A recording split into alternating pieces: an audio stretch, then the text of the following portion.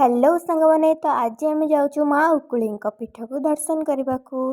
तो चलते देखा आज व्लॉग रे कौन कौन होची। आठी देखो रेडी आबे मु रेडी होकर वेट करुच्ची मो मौसा आ मौसी को से मैंने आसिले आम सांग होकी जीवु।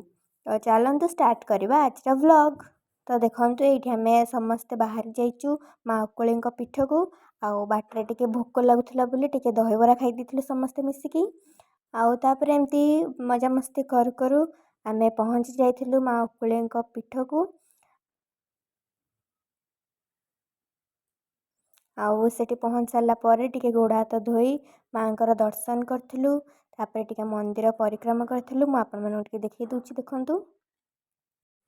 तो तापर आम चली जाइलु माँ को गाड़िया को। ए गाड़िया जो मैंने ज्वर हो ज्वर छाड़ू न तो ये गाड़िया बुड़ पकईले तो ज्वर छाड़ी जाए। तो देखो आजिका डेट्रे भी ये चाल घर अच्छी मुझे सबू भिड बन जार चाक्षिणा था से मैंने कुला बाउंस एमती बांधती देखु।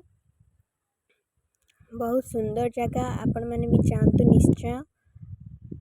आठ देखो आम रोषे हम तो मो मम्मी आंटी बस काटुंट परिवा देखो ये रोषे होपर आम एपटे बुलू बुलू ये बेत माड़ होता कारण जी डरी जाइए छोट पिला हो बड़ लोक हो डरी जाइए जहाँ ज्वर छाड़ू ना से विख्यात। आपर देन ये खाइलु भात डाली माछ घांट खट्टा पांपड़ एम सब खाई सांग हो समस्ते खाइलु। तापर ये आम समस्ते खाऊल देखो लुण केड़ा बड़ लोक से लुण बांटुची कि समस्त भल भाग से लुण बांटुची।